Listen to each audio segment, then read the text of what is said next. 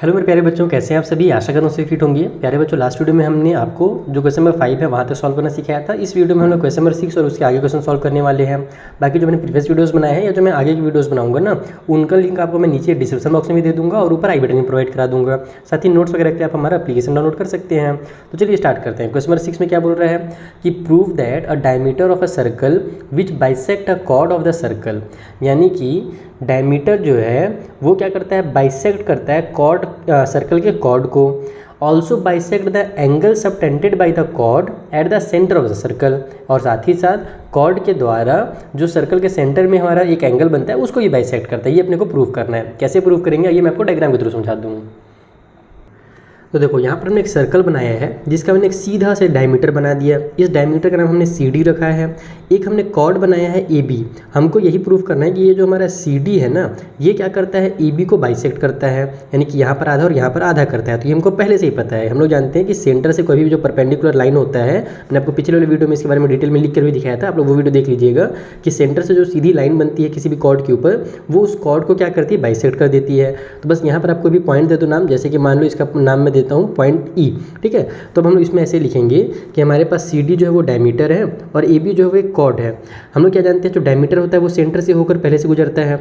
अब हम लोग यहाँ पे लिखेंगे डायरेक्ट कि हमारा जो AE होगा वो क्या होगा, इक्वल होगा BE के। जो हमारा AE यहाँ से यहाँ तक है और यहाँ से यहाँ तक जो BE है वो इक्वल होगा। क्यों इक्वल होगा, क्योंकि हमारा ये जो पॉइंट O है ना, यानी कि ये जो सेंटर है उससे ये परपेंडिकुलर लाइन यहाँ पर पड़ रहा है। बिकॉज यहाँ पर हम लिखेंगे कि परपेंडिकुलर, जो मैंने आपको पिछले बार सिखाया था लिखना, वही लिखेंगे, परपेंडिकुलर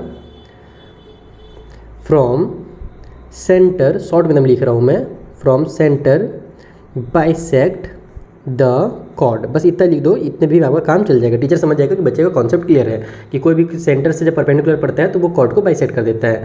तो AE होगा इक्वल टू BE के। तो यहाँ पर हमारा पहला चीज़ प्रूफ हो गया, बस खेल खत्म। यही तो हमको लाना था, AE इक्वल टू BE लाना था, ये हमारा ऑटोमेटिकली आ गया, ठीक है।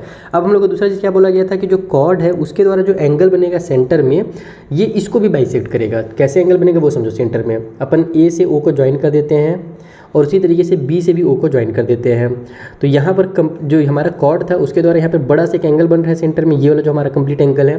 तो अब हमको यही प्रूव करना है, जो कंप्लीट एंगल है ना उसका इधर वाला पार्ट और इधर वाला पार्ट आपस में इक्वल है। क्योंकि हमारा ये क्या बोला, क्वेश्चन क्या बोला गया था कि जो हमारा डायमीटर है वो एंगल को भी क्या करता है, बाइसेक्ट करता है। तो इधर और इधर अगर अपन इक्वल प्रूफ करते तो ये बाइसेक्टर प्रूफ हो जाएगा। अब ये दोनों एंगल को इक्वल प्रूफ करने के लिए अपन क्या करेंगे, ट्रायंगल्स का यूज़ करेंगे। हम लोग लिखते हैं in triangle AOE and triangle BOE। ये जो दो ट्रायंगल हमारे पास इधर वाला और इधर वाला, इसमें हम लोग आपस में दोनों कॉन्ग्रुएंट प्रूफ कर देते हैं। कैसे प्रूफ करेंगे, तो सबसे पहले इधर का हमारा जो AO है वो उधर के BO के बराबर है। क्यों बराबर है, क्योंकि दोनों आपस में रेडियस हैं और रेडियस हमेशा आपस में इक्वल होता है। दूसरा चीज़, हमने AE और BE को भी इक्वल प्रूफ किया। यहाँ पे आप लिख दो AE is equal to BE, और ये हमने अभी प्रूफ कर दिया पहले ही। तीसरा चीज़ क्या भैया, तो हमारा जो OE है ये इधर वाले ट्रायंगल के लिए भी है और इधर वाले ट्रायंगल के लिए भी है, कॉमन है हमारे पास। तो यहाँ पर इसको भी लिख दो OE is equal to OE, और ये जो हमारे पास ये कॉमन साइड है, ठीक है। तो इस तरीके से हमारे तीनों साइड्स आपस में इक्वल है। तो हमारा जो ट्रायंगल होगा, कौन सा ट्रायंगल, तो AOE, और दूसरा वाला जो ट्रायंगल हमारे पास है BOE, ये दोनों आपस में कॉन्ग्रुएंट हो जाएंगे। और जब कॉन्ग्रुएंट हो जाएंगे तो इसके करस्पॉन्डिंग पार्ट्स ऑटोमेटिकली इक्वल हो जाएंगे। तो हमारे पास जो एंगल AOM, या फिर इसको आप लोग डायरेक्ट एंगल का नाम मत दो, इसको डायरेक्ट 1 लिख दो और इसको एंगल नंबर 2 लिख दो। एंगल 1 और 2 को इनको आपस में इक्वल प्रूफ करना, तो बस यहाँ पे डायरेक्ट लिख दो कि इसलिए हमारा जो एंगल 1 होगा वो इक्वल होगा एंगल नंबर 2 के। और इसको हम लोग क्या बोलते हैं, इसको हम लोग बोलते हैं CPCT, यानी corresponding part of congruent triangle. Corresponding part जो होते हैं आपस में वो इक्वल होते हैं। और यहाँ पर जो आपने कॉन्ग्रुएंट लिखा है ना, इसमें आप ये भी बता देना कि कौन से रूल से हुआ है। तो साइड और साइड वाले रूल से ये कॉन्ग्रुएंट हुआ है, तीनों साइड्स आपस में इक्वल थे इसलिए कॉन्ग्रुएंट है। तो यही अपने को प्रूफ करना था, ये दो चीज़। तो आप लोग चाहो तो लिख भी सकते हो नीचे में हैंस प्रूफ, और फिर जो भी हमारा क्वेश्चन में जो स्टेटमेंट लिखा हुआ है उसी स्टेटमेंट को आप लोग उतार देना। तो ये हमारा क्वेश्चन नंबर 6 जो है वो कंप्लीट होता है। आई होप क्लियर हो गया होगा। चलिए जो अगला क्वेश्चन उसे बनाते हैं। और वीडियो अगर पसंद आया हो तो, यानी ये क्वेश्चन अगर आपको समझ में आया हो तो अपने फ्रेंड के साथ भी जरूर शेयर कीजिएगा इस वीडियो को। So the next question is a line segment AB is length of 5 centimetre. एक हमारे पास लाइन सेगमेंट है जो कि 5 सेंटीमीटर का है। हमसे बोल रहा है कि draw a circle of radius 4 centimetre passing through A and B, यानी कि एक सर्कल बनाना है जिसका रेडियस 4 सेंटीमीटर हो, जो A और B से पास होता हो, क्रॉस होता हो। अब हमसे ये बोल रहा है कि can you draw a circle of radius 2 centimetre passing through A and B, क्या कि आप क्या एक ऐसा सर्कल भी बना सकते हैं जिसका रेडियस 2 सेंटीमीटर हो और वो ए और बी से क्या होता हो, पास होता हो, क्रॉस होता हो। तो give reason in support of your answer, और अपने आंसर पे आपको अपना रीज़न ही बताना है कि हो सकता है तो क्यों हो सकता है, नहीं बन सकता तो क्यों नहीं बन सकता। आइए बना के इसी कर लेते हैं। तो देखो यहाँ पर हमने क्या किया है, एक लाइन सेगमेंट बना लिया है ए बी, और इसकी लेंथ हमको क्वेश्चन में बता दी गई है 5 सेंटीमीटर है।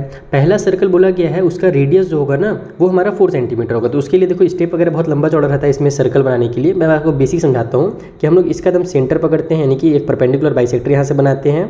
उसकी जो ए से दूरी रहेगी वो हमारी 4 सेंटीमीटर होगी, और इसको पकड़ करके अपन एक सर्कल ड्रॉ करते हैं, यानी कि ये हमारा जो रेडियस है, इस रेडियस का अपन यूज़ करके ऐसे कंप्लीट एक सर्कल बनाएंगे। यहाँ से ऐसे 4 सेंटीमीटर का एक सर्कल बनता है जो कि बी से भी होकर गुजरता है। डायग्राम थोड़ा सा बिगड़ गया, कोई बात नहीं। ये जो होता है ना ऐसे बी से भी होकर के गुजरेगा, ऐसे कंप्लीट सर्कल बनेगा।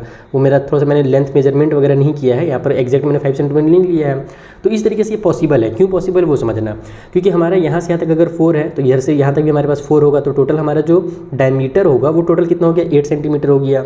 लेकिन अब ये जो हमारा अगर 8 सेंटीमीटर है, यानी कि अगर मान लो 4 सेंटीमीटर का रेडियस, इसको बेसिक एकदम समझाता हूँ आपको। जैसे कि मैं एक सर्कल बनाता हूँ ना, एक सर्कल बनाया मैंने, इसका रेडियस कितना है 4 सेंटीमीटर। ओके, आप लोग इस वाले लाइन को पहले समझ लिए, इसीलिए कन्फ्यूजन हो रहा होगा। इसको समझो कि हमारा जो रेडियस है वो 4 सेंटीमीटर अगर दिया हुआ है, तो अब अगर हमारे पास टोटल जो लेंथ है, टोटल जो हमारा डायमीटर होगा वो कितना हो जाएगा, टोटल डायमीटर हमारे पास हो जाएगा 8 सेंटीमीटर, क्योंकि 4 और 4 हमारा कितना होता है, 8 होता है।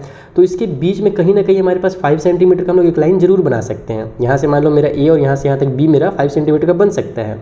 लेकिन दूसरा जो हमसे कंडीशन बोला था कि हमारे पास जो रेडियस वो 2 सेंटीमीटर हो, तो मान लो जैसे कि मैं एक सर्कल बनाता हूँ, ये मैंने सर्कल बनाया, इसमें मैं रेडियस पकड़ता हूँ यहाँ से यहाँ तक 2 सेंटीमीटर। ओके, तो यहाँ से यहाँ तक भी मेरे पास कितना होगा, 2 ही होगा। तो जो कंप्लीट मेरा डायमीटर हो गया वो कितना हो गया, 4 सेंटीमीटर हो गया।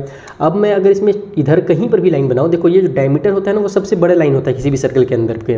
अब मैं अगर इधर लाइन बनाऊंगा ना, तो ये कहीं पर भी बनाऊँ, चाहे इधर बनाऊँ चाहे इधर बनाऊँ, वो 5 सेंटीमीटर हो नहीं सकता। मेरा 5 सेंटीमीटर का हो जाएगा, बाहर निकल जाएगा, क्योंकि यहाँ से यहाँ तक तो मेरा 4 है, तो थोड़ा सा बाहर निकले तभी तो 5 आएगा ना, तब मेरा ए और बी बनेगा।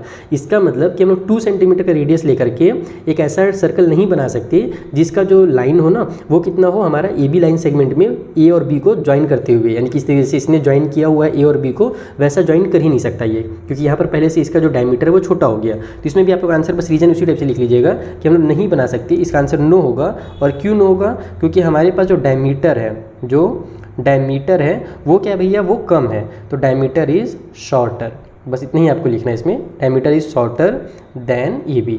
ठीक है, बाकी आपको इसमें ज़्यादा डिटेल में ये सभी समझने की जरूरत नहीं थी, इसको मैंने फालतू में आपको डिटेल में समझा दिया। बस ये और ये अगर आप समझ गए तो आपके लिए काम कंप्लीट हो जाएगा। चलिए जो अगला क्वेश्चन उससे बनाया जाए। सो अगला क्वेश्चन भी प्रूव वाला है और 9th वाला क्वेश्चन भी प्रूव है। ये सारे क्वेश्चन प्रूव से रिलेटेड है। हमसे 8th में बोला जा रहा है कि प्रूव कीजिए line joining the mid point of the chord to the centre of the circle passes through the mid point of the corresponding minor arc. Minor arc और मेजर आर्क क्या होता है अगर आप नहीं जानते हो तो पहला आप मेरा जो एक्सरसाइज है ना 15.1 उसका वीडियो देख लेना, वहाँ पर मैं आपको डिटेल में समझा चुका हूँ कि माइनर आर्क और मेजर आर्क क्या होता है। उसके बाद आपको ये क्वेश्चन बहुत ईजिली समझ में आएगा। आइए मैं आपको डायग्राम के थ्रू समझा देता हूँ। तो देखो डायग्राम के थ्रू समझो जल्दी से। एक हमारे पास सर्कल है जिसका एक कॉर्ड है, हमने उसका नाम ए बी रख दिया है। इस कॉर्ड का एक मिड पॉइंट है। हमसे ये बोल रहा है कि अगर अपन सेंटर से इस मिड पॉइंट को मिलाते हुए एक लाइन बनाते हैं जो इस मिड पॉइंट को क्रॉस करके इस आर्क की तरफ जाए। आर्क किसको कहा जाता है पता है? जैसे जल्दी समझा देता हूँ मैं। ये पॉइंट ए और बी है ना, तो ऊपर जो एक सर्कल आपको दिख रहा है, आधा सर्कल कटा हुआ चांद की तरह, ये हमारा आर्क है। और उसी तरीके से बी से लेकर के ए तरफ इधर जो छोटा आपको दिख रहा है सर्कल, वो भी आर्क है। छोटे वाले को माइनर आर्क बोलते हैं, बड़े वाले को मेजर आर्क बोलते हैं। ठीक है, हमसे ये कहा जा रहा है कि ये जो हमारा मिड पॉइंट से मिलते हुए जो लाइन आ रहा है ना, ये लाइन क्या कर रहा है, इस छोटे वाले माइनर आर्क को क्या कर रहा है, बाइसेक्ट कर रहा है, यानी कि उसको दो बराबर पार्ट में डिवाइड कर रहा है। ये अपने को बताना है, यानी कि प्रूफ करना है। यहाँ पर मैं लिख भी चुका हूँ कि हमारा ए बी जो है वो एक कॉर्ड है, पी जो है मिड पॉइंट है। हम लोग को प्रूफ क्या करना है, टू प्रूव, वो भी अपन यहाँ पे लिख लेते हैं कि हमारे पास जो ये लाइन आ रहा है, सीधा जो लाइन ओ क्यू है, ये बाइसेक्ट कर रहा है हमारे आर्क ए बी को। इसको मैं लिख भी देता हूँ कि O Q bisect arc A B, ठीक है। इसको आप आर्क अगर ऐसे नहीं भी लिखोगे, बस ए बी लिख करके ऐसे ऊपर में ऐसे बना दोगे तो भी वो आर्क ही कहलाता है, ठीक है। अब इसको कैसे प्रूव करें भैया, ये हमारा जो ए से लेकर के बी तक गया हुआ है, यहाँ पर ए से क्यू तक और बी से क्यू तक दो बराबर बराबर है, ये कैसे प्रूव किया जाता है? इसका तरीका ये है कि आप इन आर्क के द्वारा सेंटर में जो सर्कल जो हमारा एंगल बन रहा है, जैसे कि देखो अगर मैं ए को यहाँ पर ओ से मिला देता हूँ तो ये जो हमारा एंगल यहाँ पर बना है ना, ये इस आर्क के द्वारा बना है। ए से लेकर के क्यू तक जो हमारा पॉइंट था, देखो ये ऐसे गया और ये ऐसे गया, तो ये हमारा एंगल बना। उसी तरीके से बी और ओ को अगर मैं मिला देता हूँ ऐसे, तो हमारे पास यहाँ पर जो एंगल बनेगा ये हमारा क्यू और बी वाला जो हमारा ये आर्क है ना, इसके द्वारा बना है। तो अगर ये दोनों एंगल्स आपस में इक्वल हो गए तो इसका मतलब कि आर्क भी क्या होगा, आपस में इक्वल होगा। हमको मेन इस एंगल को इक्वल प्रूव करना है, तो आर्क ऑटोमेटिकली इक्वल प्रूव हो जाएगा। और आर्क अगर इक्वल हो गया तो इसका मतलब ये हुआ कि हमारा जो ओ क्यू था वो ए बी को बाइसेक्ट कर दिया, खेल खत्म हो जाएगा क्वेश्चन का। बस इन दोनों को इक्वल कैसे प्रूव करना है, तो बस फिर वही ट्रायंगल ले लेना है। तो यहाँ पर आप लिखो, हम लोग प्रूफ अब यहाँ पर क्या क्या देने वाले हैं। तो पहला हमारे पास जो ट्रायंगल है जिसका नाम हम लोग ए ओ पी रख देते हैं, दूसरा वाला ट्रायंगल जो है हमारे पास जिसका नाम बी ओ पी रख देते हैं, ठीक है। तो अब ए ओ पी और बी ओ पी के अंदर हमारे पास ए ओ और बी ओ आपस में इक्वल है, A O is equal to B O, और क्यों इक्वल है, क्योंकि दोनों आपस में रेडियस है और रेडियस हमेशा इक्वल होता है किसी भी सर्कल का।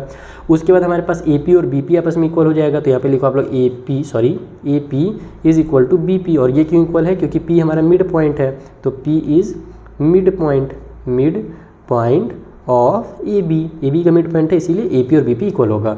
ओ पी जो है इधर वाले ट्रायंगल के लिए भी है और इधर वाले ट्रायंगल के लिए भी है, तो O P is equal to O P, और ये हमारा कॉमन साइड है, इसीलिए यहाँ पर अपन कॉमन लिख देते हैं शॉर्टकट में। तो तीनों साइड्स की वजह से ये हमारा जो ट्रायंगल है ए ओ पी वो कॉन्ग्रेंट होता है दूसरे वाले ट्रायंगल बी ओ पी के।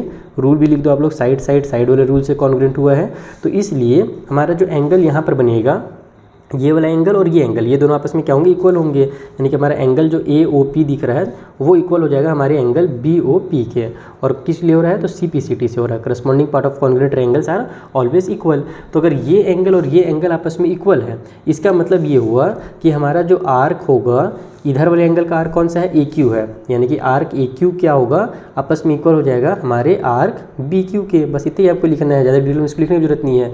और अगर आर्क ए क्यू और बी क्यू इक्वल है तो इसका मतलब ये प्रूव होता है, हैंस प्रूव्ड, इसलिए प्रूव्ड होता है हमारे पास कि हमारा जो ओ क्यू जो लाइन था वो क्या कर रहा था, ए बी को बाइसेक्ट कर रहा था। तो hence proved O Q bisect the arc, कौन सा आर्क, तो ए बी, माइनर आर्क जो हमारा ए बी है उसको। बस यही अपने को प्रूव करना था। इस तरीके से ये क्वेश्चन हमारा कंप्लीट होता है। तो ये आपको क्वेश्चन नंबर 8 भी क्लियर हो गया होगा। चलिए इस वीडियो में एक लास्ट क्वेश्चन नंबर 9 भी कंप्लीट कर लेते हैं, फिर आगे क्वेश्चन का हम लोग अगला वीडियो बनाएंगे, जिसका लिंक आपको हमेशा की तरह पता है, ऊपर आई बटन में ही मिल जाएगा और नीचे डिस्क्रिप्शन बॉक्स में मिल जाएगा। तो देखो 9th वाले क्वेश्चन बोल रहा है कि prove that two different circles can not intersect each other at more than 2 points, यानी कि दो सर्कल अगर हमारे पास है तो वो दो से ज़्यादा पॉइंट पर इंटरसेक्ट नहीं हो सकते। ये मैंने आपको 4th वाले में भी बताया था। अब इसको यहाँ पर प्रूव करने के लिए चूंकि दे दिया है, तो कैसे देखो बनाएंगे, वैसे इस टाइप से क्वेश्चन आता नहीं है, फिर भी कैसे बनाएंगे मैं आपको लिख के बता देता हूँ। तो इस क्वेश्चन को सॉल्व करने के लिए आपको कुछ यहाँ पर स्टेटमेंट्स लिखने पड़ेंगे और कुछ नहीं है। जैसे कि मान लो हम लोग दो सर्कल बनाते हैं, तो जब हम लोग जानते हैं कि दो सर्कल एक दूसरे को केवल 2 ही पॉइंट पे इंटरसेक्ट कर सकते हैं, उससे ज़्यादा पॉइंट पे इंटरसेक्ट नहीं कर सकते हैं। नहीं तो फिर एक दूसरे के ऊपर रख दो तो एक ही सर्कल हो जाएगा। जैसे कि मान लो एक सर्कल है, दूसरा सर्कल भी सेम इसी के ऊपर रख दो, एकदम सेम साइज का, तो वो क्या हो जाएगा, सेम सर्कल ही हो जाएगा, वो अलग सर्कल कहलाएगा ही नहीं। तो दो अलग अलग साइज सर्कल हमारे पास 2 ही पॉइंट पे इंटरसेक्ट होते हैं, ऐसा हमको प्रूव करना है। तो इसके लिए हम क्या करेंगे कि हम इसका उल्टा लिखेंगे। हम लोग शुरू करेंगे इस चीज़ से लिख करके कि मान लेते हैं कि दो सर्कल है जो इंटरसेक्ट हो रहे हैं 3 पॉइंट्स पे, 3 पॉइंट्स जो कि ए बी और सी है ना। 3 पॉइंट्स हम लोग लेना पड़ेगा, इसको गलत साबित, खुद को अपने को गलत साबित करना है। हम लोग बस लिख ले रहे हैं, लेकिन ऐसा पॉसिबल है ही नहीं कि 3 पॉइंट पे ये आपस में इंटरसेक्ट हो। तो हम लोग लिखेंगे कि हमारा जो ए बी और सी अगर 3 पॉइंट है तो ये तीनों पॉइंट्स क्या होंगे, नॉन कॉलिनियर होंगे। नॉन कॉलिनियर मतलब एक सीधी लाइन पे नहीं आ सकते, अलग अलग होंगे। जैसे कि एक यहाँ होगा, एक यहाँ होगा, दूसरा यहाँ पर होगा, तो फिर इन तीनों को मिला करके हमारे पास क्या होगा, एक सर्कल बन सकता है। Okay, so unique circle passes through 3 point, यानी कि एक हमारा सर्कल जो होगा वही इन तीनों पॉइंट से पास हो सकता है। अब अगर एक सर्कल ही हमारा केवल इन तीनों पॉइंट से पास हो सकता है, तो अब दूसरा सर्कल अगर मैं बनाता हूं जो इन तीनों पॉइंट से पास हो, तो वो तो इसके ऊपर ही बन जाएगा ना, वो अलग तो बनेगा ही नहीं। समझ में आ रहा है मैं क्या कहना चाह रहा हूँ। दूसरा सर्कल तभी बन सकता है जब उसका साइज कुछ छोटा हो या बड़ा हो। अगर सेम ही साइज का बनाएंगे तो वो सर्कल एक ही कहलाएगा, चाहे आप उसके ऊपर 4 ठो सर्कल बना दो। समझ आया मेरी बात। तो इसीलिए हम यहाँ पे लिखेंगे कि दिस इज अ कॉन्ट्राडिक्शन। ये यहाँ पर हमारा एक कॉन्ट्राडिक्शन आ जा रहा है। हमने क्या लिखा था कि ए बी और सी में ये आपस में इंटरसेक्ट कर रहे हैं, लेकिन हमने जो लिखा था वो अब यहाँ पे गलत साबित हो जा रहा है। कॉन्ट्राडिक्शन का मतलब यही होता है कि विरोधाभास होना, गलत साबित होना। तो यहाँ पर हमारे पास ये गलत साबित हो जा रहा है। किस चीज़ का गलत साबित हो जा रहा है कि हमारा जो सर्कल है वो पासिंग थ्रू ABC, दो सर्कल जो होंगे हमारे पास, टू गिवन सर्कल, वो ABC से पास हो सकते हैं। ये हमारा पॉसिबल ही नहीं दिख रहा है हम लोग जब यहाँ पर इसको बना के देख रहे हैं, तो यहाँ पर A, यहाँ पर B और यहाँ पर C ले रहे हैं तो ठीक है। तो इसका मतलब ये प्रूव होता है आप सिंपली कि हमारा जो सर्कल होगा, दो सर्कल, वो कभी भी इंटरसेक्ट नहीं कर सकता एक दूसरे को मोर देन 2 पॉइंट्स, यानी कि 2 पॉइंट से ज़्यादा वो इंटरसेक्ट कर ही नहीं सकता, कोई भी दो सर्कल अगर हैं तो एक दूसरे को। तो इस तरीके से आपका 9th वाला क्वेश्चन प्रूव होगा। बेसिक सा क्वेश्चन है, बाकी आता नहीं टाइप से क्वेश्चन। चलो मिलते हैं हम लोग नेक्स्ट वीडियो में, जहाँ पर जो अगला हमारा क्वेश्चन है बेस्ड ऑन हॉट्स वाले, हायर ऑर्डर थिंकिंग स्किल वाले, उनको ही मैं आपको नेक्स्ट वीडियो में डिटेल में सॉल्व करना सिखा दूंगा। तब तक के लिए थैंक यू फॉर वॉचिंग, और वीडियो को शेयर करना बिल्कुल ना भूलिएगा ताकि मुझे थोड़ा सा मोटिवेशन मिल सके।